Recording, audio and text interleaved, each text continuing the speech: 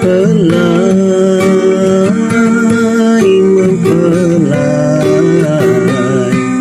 kudusnya Adonai Yeshua.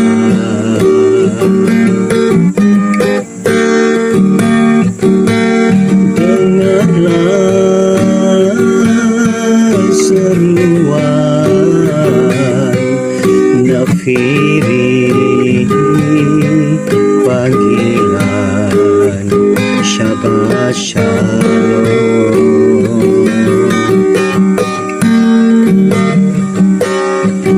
Mari puji dan sembah Yahweh di hari Syabat mulia ini, disyamai juga di bumi. Ada sukacita Shabbat Shalom. Hari Syabat dikuduskan, diberkati oleh Aba Yahweh. Shabbat Shalom, Shabbat Shalom, Shabbat Shalom, Shabbat Shalom, Shabbat Shalom, Shabbat Shalom, Shabbat Shalom, Shabbat Shalom.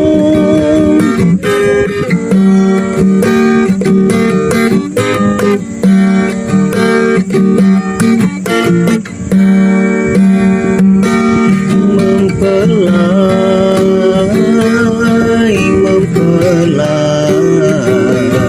kudusnya Adonai Yeshua.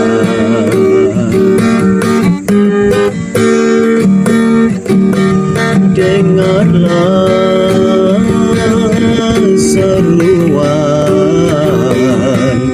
nafiri panggilan Shabbat Shalom.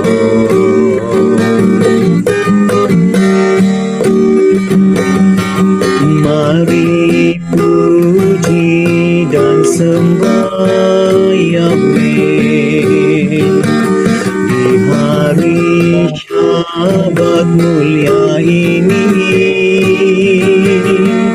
disyamai juga di bumi.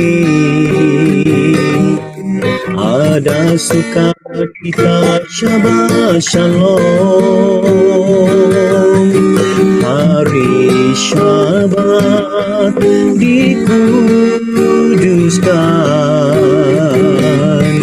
diberkati oleh Aba Yahweh.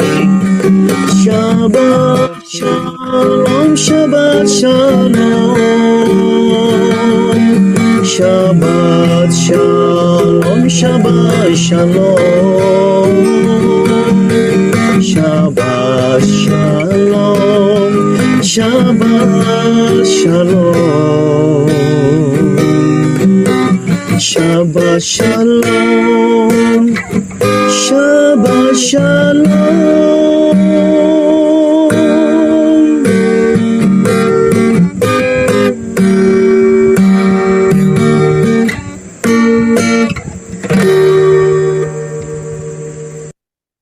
Kami mengucap syukur Bapa Yahweh pada malam hari ini. Kami berkumpul, kami mempelai kudus-Mu Adonai Somasia dari RH Ministry. Kami mengucap syukur di mana hari ini kami dapat beribadah di hari kebangkitan-Mu Adonai Somasia.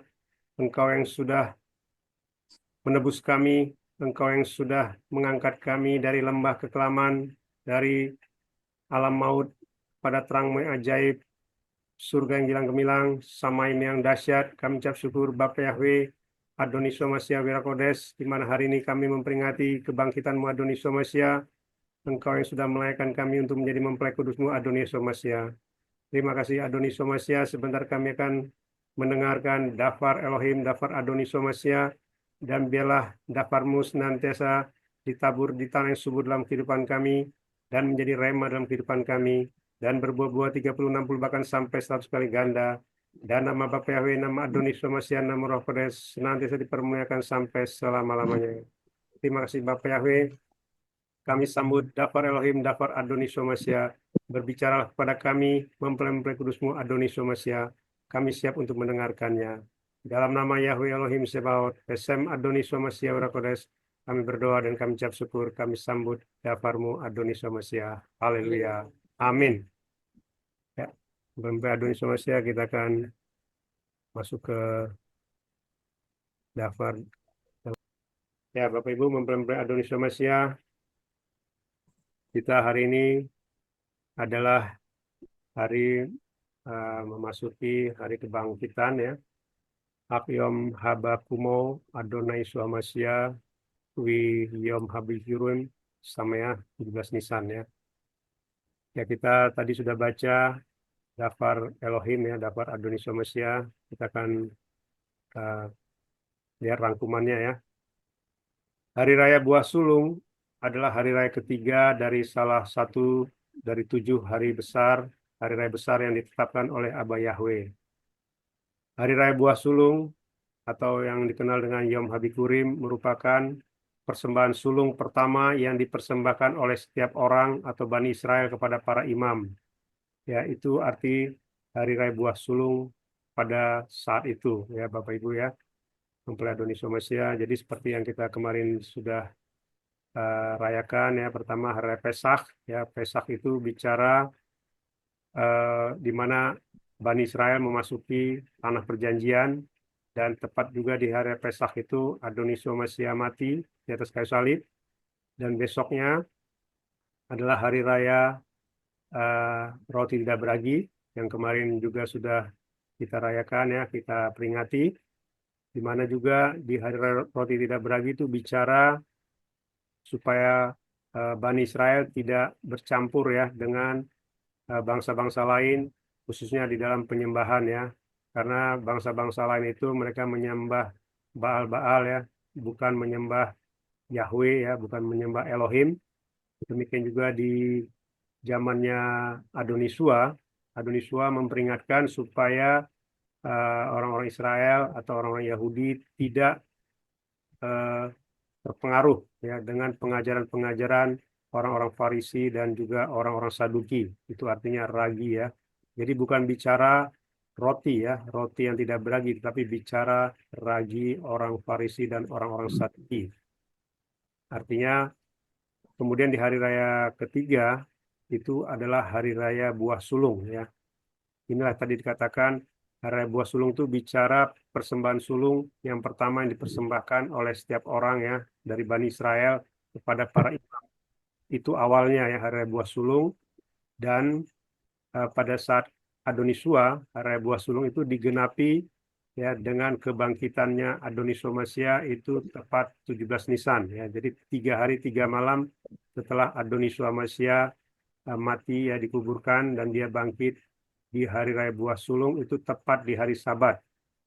Karena waktu dia mati itu di 14 Nisan itu di hari Rabu ya. Inilah yang disebut persembahan sulung atau persembahan pertama, merupakan persembahan bakaran ya, atau persembahan syukur yang dipersembahkan oleh setiap orang pada saat itu ya. Itu yang pertama ya, Bapak Ibu mempelai Adonisomasia.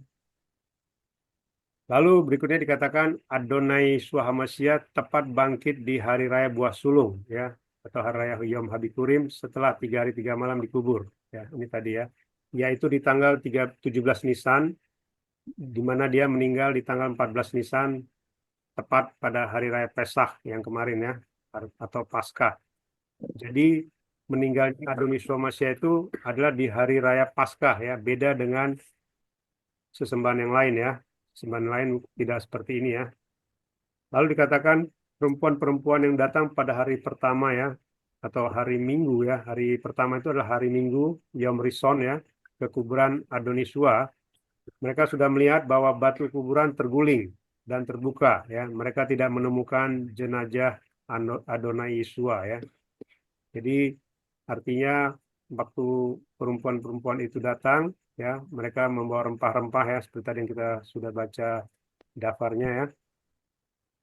Mereka mendapati batu itu terguling ya dan terbuka dan mereka melihat ke dalam, mereka tidak menemukan jenazahnya Adonisua ya. Nah, lalu dikatakan mereka bertemu dengan dua orang yang berdiri dekat mereka dan berpakaian berkilau-kilauan ya. Ini adalah malaikat ya, malaikat yang saat itu ada di sana ya. Lalu dikatakan mereka ketakutan dan dua orang itu berkata kepada mereka, kenapa mereka mencari dia yang hidup di antara orang-orang mati? Ya. Dikatakan Yesua bangkit sebagaimana yang disampaikannya ketika masih berada di Galilea. Ya. Jadi itulah yang disampaikan oleh malaikat tadi ya, bahwasanya Adonisua itu sudah bangkit, makanya dia berkata kepada perempuan-perempuan itu, kenapa engkau mencari dia yang hidup di antara orang mati ya? Lalu dikatakan anak manusia diserahkan ke tangan orang-orang berdosa dan disalibkan dan bangkit pada hari ketiga. Nah, betul. Lalu dikatakan dengan kejadian tersebut maka mereka teringat akan perkataannya ya. Jadi mereka teringat apa yang disampaikan Adonisua ya, bahwasanya mengalami uh, penyalipan dan dia akan mati dan setelah 3 hari 3 malam dia akan bangkit. Lalu perempuan-perempuan itu memberitahukan kepada ke-11 muridnya dan ke semua orang lainnya ya pada saat itu. Lalu mereka mendengar sehingga murid-muridnya juga mengatakan perkataan mereka tidak masuk akal dan mereka tidak mempercayainya ya. Lalu dikatakan Petrus berlari menuju kuburnya. Ketika memeriksa ke dalam, ia melihat hanya kain linen yang tergeletak. Ya, dia pergi sambil terheran-heran dalam dirinya ya atas apa yang terjadi ya. Jadi ini ya Bapak Ibu mempelai Adonisua Masia, bahwasanya kebangkitan Adonisua itu adalah sesuatu yang luar biasa ya. Meskipun dia sudah mengatakannya ya, tetapi murid-muridnya juga yang sudah pernah mendengar ya, itu mereka juga terheran-heran ya. Mereka tidak percaya ya. Ah, yang benar nih bangkit ya gitu ya istilahnya kan. Karena apa? Karena mungkin waktu dulu Adonisua bilang dia akan menderita, dia akan disalib, dia akan mati, kemudian pada hari yang ketiga dia akan bangkit ya. Waktu itu mungkin murid-muridnya mendengar itu seperti kayak mendengar dongeng ya, atau mendengar sesuatu yang ini Adoniswa ini atau Rabi ini dulu mereka panggil Rabai ya. Rabi ini ya mungkin ini saja kali ya kiasan-kiasan atau mungkin kata-kata yang bukan mengarah kepada itu gitu ya. Nah, biasanya seperti itu ya, karena mereka tidak percaya ya. Itu ya Bapak Ibu ya. Jadi artinya mereka tidak percaya kok Adoniswa itu yang sudah berbuat baik ya, menyembuhkan orang sakit kok harus mati gitu ya, harus disalib ya, bahkan dan dia dikatakan bangkit gitu ya. Nah, ini yang mereka tidak mempercayainya ya. Itu ya Bapak Ibu ya. Nah, ini ya eh, yang saya sudah kirim kemarin ya. Jadi itu ada 7 hari raya ya, ada Torah yang belum digenapi dan Torah yang sudah digenapi ya. Jadi kalau kita lihat ya, yang belum digenapi itu ya, itu seperti di Imamat 23 ya. Ini semua saya ambil di Imamat 23, hari raya Pesah, roti tidak beragi, buah sulung, ya, Torah atau Safuot, terus peniupan nafiri, Yom Teruah, 1 Tisri, dan hari ke-6 itu pendamaian, Yom Kippur, dan hari ke-7 Pondok Daud, Sukot. Sedangkan yang sudah digenapi, ya hari pertama itu kematian Yesua itu, Adonisua itu persis sama dengan Paskah ya, 14 Nisan. Lalu hari kedua itu adalah hari raya roti tidak beragi, 15 Nisan. Inilah yang kemarin yang kita sampaikan ya, bahwasanya kematian Adonai Yesua Hamasya itu tepat di Sabat Agung, ya. Bahkan dikatakan mayat-mayat yang disalib itu diturunkan ya karena untuk persiapan ada Sabat juga kan, karena Adoniswa kan matinya jam 3 sore. Nah, di hari itu juga sudah hari Sabat Agung. Nah, jam 6 itu sudah berganti hari kan, dan di jam 6 lewat itulah ada hari Sabat lagi, itulah hari raya roti tidak beragi ya, yang tanggal 15 Nisan.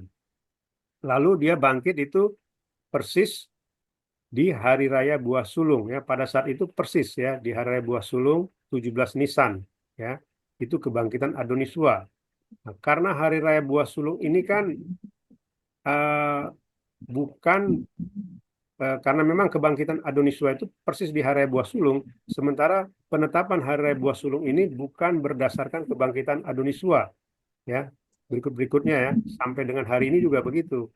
Jadi hari raya Buah Sulungnya Israel itu saat ini ya ditentukan oleh pemerintah Israel ya. Karena seperti tadi yang kita baca tadi ya di Imamat 23 tadi ya, di ayat 9 ya sampai ayat 14 itu dikatakan itu adalah persembahan sulung ya dari setiap eh, orang-orang atau warga atau jemaat Bani Israel ya. Itulah yang disebut dengan hari buah sulung ya. Jadi itu ada hubungannya kalau dengan negara itu ada hubungannya untuk pendapatan pajak negara ya atau pendapatan ini negara ya. Artinya itulah arti dari buah sulung ya. Sementara kalau kita buah sulung yang kita rayakan adalah kebangkitan Adoniswa ya. Jadi bukan karena ini Israel bukan ya, tapi kita tetap berpatokan bahwasanya buah sulung itu adalah kebangkitan Yesua itu 3 hari setelah dia meninggal ya, setelah dia mati pada 14 Nisan ya. Ini yang harus kita pahami ya. Sehingga nanti akhirnya di hari keempat ya turunnya Ruach Kodes itu berbeda dengan Shavuot ya. Karena apa? Karena Shavuot itu 50 hari dari Pesach ya. Dari hari Pesach itu maksudnya zaman Bani Israel itu Pesach itu adalah hari pertama mereka masuk ke tanah perjanjian. Sementara kalau di kita ya turunnya Roh Kudus itu adalah 50 hari setelah kebangkitan, setelah 17 Nisan ya. Itu nanti kita rayakan di bulan Juni ya. Dan itu beda lumayan ya. Beda eh, dua ya 3 hari ya. Sementara ada lagi orang yang mengambil turunnya Torah itu dari hari raya buah sulungnya Israel. Ya, buah sulungnya Israel itu 22 Nisan di tahun ini ya. Artinya ya tambah 50 dari 22 Nisan itu kurang lebih ya di pertengahan Juni. Kalau kita di awal Juni ya, di awal Juni itu antara tanggal 4 tanggal 5 ya. Nanti kita coba lihat di itu ya. Artinya itulah perbedaannya ya. Jadi kalau misalnya nanti Adoniswa datang ya pada saat pencurahan Roh Kudus, ya berarti ya diangkatnya di situ ya di hari misalnya Juni tanggal 4 misalnya kan.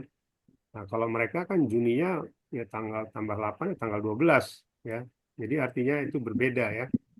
Nah, kemudian di hari raya kelima ya itu Yom Teruah juga ya. Yom Teruah itu adalah peniupan nafiri ya atau sangkakala ya. Kalau di Bani Israel itu mereka adalah disebut juga Rosh Hashanah ya, tahun baru Ibrani, 1 Tisri.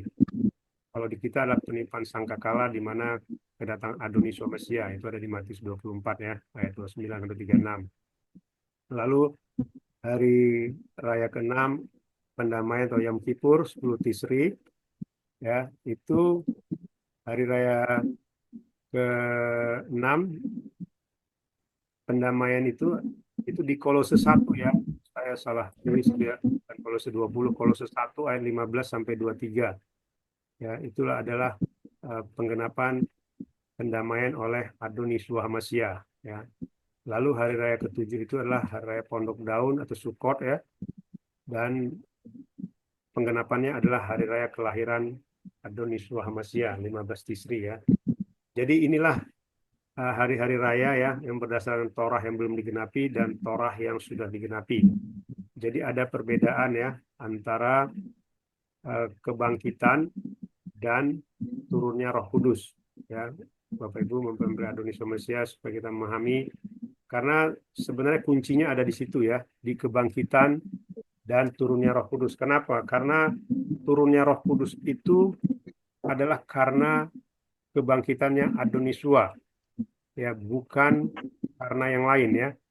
Jadi Roh Kudus itu hanya ada karena Adonisua yang sudah mengatakannya. Jadi kalau Adonisua itu tidak ada atau tidak diakui oleh Bani Israel, ya berarti mereka juga tidak mengakui yang namanya Roh Kudus, ya, Ruach Kodes. Jadi nggak mungkin Torah itu atau Shavuot itu adalah turunnya Roh Kudus, ya. Karena banyak ya kemarin ya saya dengar dari penyembah-penyembah BPHW mengklaim Torah itu adalah turunnya Roh Kudus. Bagaimana mungkin Torah itu turunnya Roh Kudus sementara mereka tidak percaya sama Adonisua Masya, ya. Karena apa? Karena Roh Kudus itu hanya ada karena Adonisua Masya mengatakannya. Bapa akan mengirimkan kepada kamu penolong yang lain, yaitu Roh kebenaran, ya.